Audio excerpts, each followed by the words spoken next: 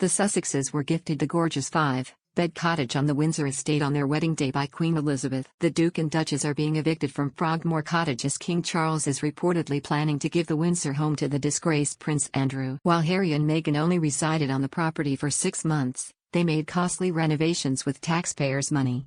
However, now financially independent, the royal couple paid back the renovation costs, sparking questions in royal circles as to whether they would be owed any money in return. Frogmore Cottage, built in 1801 and part of the Crown Estate, was originally 5 run-down staff residences before being turned into one large home with a private garden. The renovations cost taxpayers £2.4 million and Harry and Meghan paid for anything that went above the allocated budget. However, the pair moved across the pond just 6 months later, where they now live in an £11 million mansion in Montecito. Royal officials confirmed at the time that Harry and Meghan decided to reimburse the Crown Estate for the cost of renovations in a deal which included leasing Frogmore Cottage for an unspecified number of years.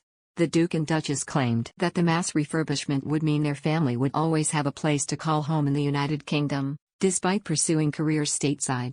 It was also reported the royal couple wished to pay back public money in hopes of deflecting continuing criticism. Royal officials stated Harry and Meghan's decision to repay the £2.4 million on Frogmore represented a good deal for taxpayers. The money the Duke and Duchess transferred to cover the refurbishment of Frogmore Cottage also included undisclosed future rental costs, the palace's annual accounts reveal.